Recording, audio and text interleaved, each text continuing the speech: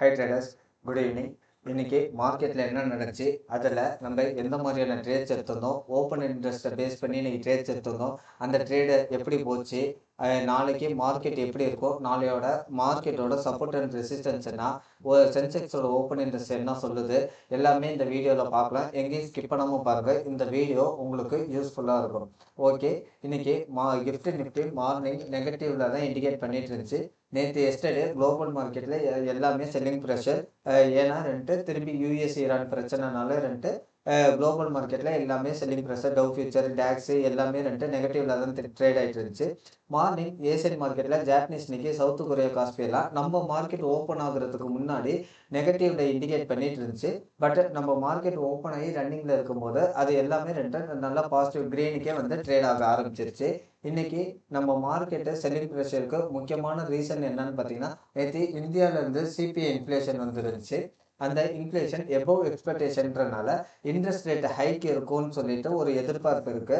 அதனால பேங்கிங் செக்டார்ல நல்லாவே இன்னைக்கு ஒரு செல்லிங் ப்ரெஷர் இருந்துச்சு. பேங்க், ஐடி எல்லாமே இன்னைக்கு டவுன்ல தான் க்ளோஸ் ஆகிட்டு இருந்துச்சு.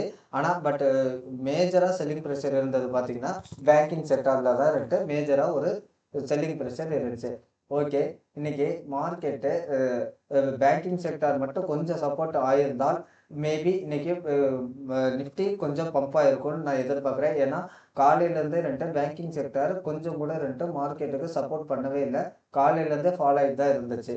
ஓகே, நம்ம நிஃப்டியில் எந்த மாதிரியான ட்ரேட்ஸ் எல்லாம் எடுத்திருந்தோம் அப்படின்னு சொல்லிட்டு பார்த்தீங்கன்னா, காலையிலேருந்து 24,100 கால் அண்ட் புட்டில் மாற்றி மாற்றி ஏறி ஏறி இறங்கிட்டு இருந்தாங்க. ஓகே, இதுல நம்ம எந்த மாதிரி ட்ரேட்ஸ் எடுத்திருந்தோம்னா, இந்த இடத்துல நான் காலையில் இந்த இடத்துல எங்கேயுமே ஒரு ட்ரேட் எடுக்கல. இங்க மட்டும் ஒரு கால் ஆப்ஷன் எடுத்துட்டு ஒரு 20 பாயிண்ட் கேப்சர் பண்ணியிருந்தோம். திரும்பி மார்க்கெட்டை அதே இடத்துல ரிவர்ஸ் ஆகும்போது இங்க ஒரு புட் ஆப்ஷன் எடுத்திருந்தேன். இன்னைக்கு பெருசா எந்த ஒரு ஜீரோ டு ஹீரோ ட்ரேடும் பண்ணல. ரீசன் என்னன்னா, கரெக்டா 2:30க்கு மேல மார்க்கெட் ஒரு நல்ல ஒரு சைட்வே போட்டுருச்சு. இந்த இடத்துல ஒரு கால் மட்டும் ஸ்கேல்பிங் பண்ணியிருந்தேன். ஒரு 12 ரூபா 13 ரூபாய்க்கு எடுத்துட்டு 20 ரூபா பக்கம் ப்ராஃபிட் புக் பண்ணிட்டு வெளியில வந்துட்டோம். பெருசா எந்த ட்ரேடுமே இன்னைக்கு நம்ம எடுக்கல. புட் சைடு தான் ஒரு 2 3 வாட்டி ஸ்கேல் பண்ணோம். பெரிய பாயிண்ட்ஸ் எதுவுமே பிடிக்க முடியல. ரீசன் மார்க்கெட்டு கொஞ்சம் ஏறினாவே ப்ரீமியம் வேகமா ஃபாலோ ஆக ஆரம்பிச்சிருச்சு. இன்னைக்கு எக்ஸ்பீரியன்றனால அந்த ப்ராப்ளம் இருந்துச்சு. நேற்று நல்லாவே கேப் டவுன்ல ஓப்பன் ஆன மார்க்கெட் நல்லா ரைஸ் ஆச்சு. திரும்பி இன்னைக்கும் கேப் டவுன்ல ஓப்பன் ஆயிட்டு இன்னைக்கு மார்க்கெட்டு கொஞ்சம் கூட ரிவர்ஸ் ஆகல. அதுக்கு மெயின் ரீசன் பார்த்தீங்கன்னா பேங்க் நிஃப்டி, அதே மாதிரி குரூட் ஆயில் பிரைஸ் இன்னைக்கு 86 ரூபாயை ரீச் ஆயிடுச்சு. அதுவும் இந்தியாவுக்கு ஒரு மேஜர் ப்ராப்ளமா இருக்கும். இது மாதிரி நிறைய நெகட்டிவ் நியூஸ் இருக்கனால மார்க்கெட்டு இப்போதைக்கு நியூஸ் பேஸ்டு தான் இருக்கு. மார்க்கெட்ல ஒரு ட்ரெண்டே கிடையாது. ஒரு டவுன் ட்ரெண்டும் இல்லை, ஒரு அப் ட்ரெண்டும் இல்லை. திடீர்னு 23,800 வருது, 24,200 போகுது, திரும்பி 2 நாள்ல 23,800 வருது, திரும்பி 2 நாள்ல 24,200 போகுது. இப்படியே தான் மார்க்கெட் ரியாக்ட் ஆகிட்டு இருக்கு. இன்னைக்கு யூஎஸ்ஏலேருந்து சிபிஐ இன்ஃப்ளேஷன் வருது.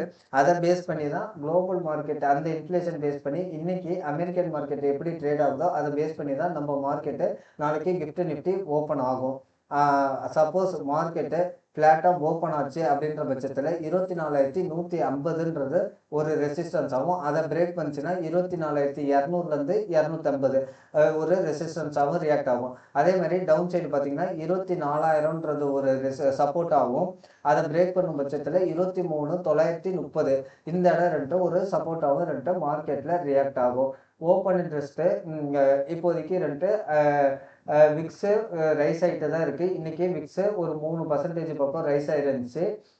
இந்தியா விக்ஸ் இப்போ 13.75 இருக்குது. பட் இது பேரிஷ்க்கு இன்னும் போகல. 15 வரைக்கும், 15க்கு கிட்ட வந்தால் தான் நம்ம பேரிஷ் சிக்னலாக கன்சிடர் பண்ண முடியும்.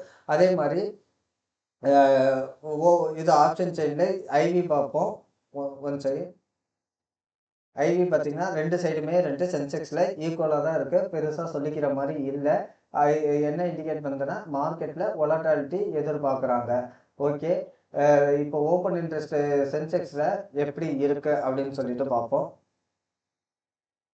சென்செக்ஸில் 77,000 கால் அண்ட் புட்டில் ஈக்குவல் ஓப்பன் இன்ட்ரெஸ்ட் இருக்கு. ஆனால் கால் சைடில் ஹெவியாக ஓப்பன் இன்ட்ரெஸ்ட் இருக்கு. இங்கே பார்த்தாலே உங்களுக்கு தெரியும். Every 100 points call side open interest இருக்கு. புட் சைடு பெருசாக எந்த சைடுமே ஓப்பன் இன்ட்ரெஸ்ட் இல்லை. சப்போஸ் நாளைக்கு 74,000 கீழே ஓப்பன் ஆச்சுன்னா மார்க்கெட்டு நல்லாவே ஃபாலோ ஆகுறதுக்கு வாய்ப்புகள் அதிகம் இருக்கு as per open interest. But இன்னைக்கு யூஎஸ்ஏலேருந்து அந்த சிபிஐ இன்ஃப்ளேஷனை பொறுத்து அது சேஞ்சஸ் ஆகும். ஓகே ஃப்ரெண்ட்ஸ், இது நம்மளோட டெலகிராம் சேனலு. இதில் நம்ம மார்க்கெட்டோட அப்டேட்ஸ் கொடுப்போம். சப்போர்ட் அண்ட் ரெசிஸ்டன்ஸ்னா மார்க்கெட் எப்படி ஓப்பன் ஆகும், ஓப்பன் இன்ட்ரெஸ்ட் என்ன சொல்லுதுன்னு சொல்லிட்டு இதில் அப்டேட் பண்ணுவோம். இது ஒரு எஜுகேஷனல் பர்பஸ்க்காண்டி மட்டும்தான். இதில் நம்ம எந்த விதமான ட்ரேடிங் கால்ஸும் கொடுக்கறதில்ல. அதுக்கு நாங்கள் தனியாக குரூப் வச்சுருக்கோம். இது ஒன்லி எஜுகேஷனல் பர்பஸ் மட்டும்தான்.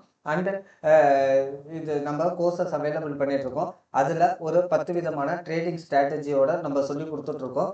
விருப்பம் உள்ளவங்க கீழே டிஸ்கிரிப்ஷனில் என்னோட வாட்ஸ்அப் நம்பர் இருக்குது. அதில் உங்கள் என்கொயரி பண்ணிங்கன்னா கோர்ஸோட டீட்டெயில்ஸ் சொல்லுவாங்க. இந்த வீடியோ பிடிச்சிருந்தா சப்ஸ்கிரைப் பண்ணுங்கள். Thank you friends.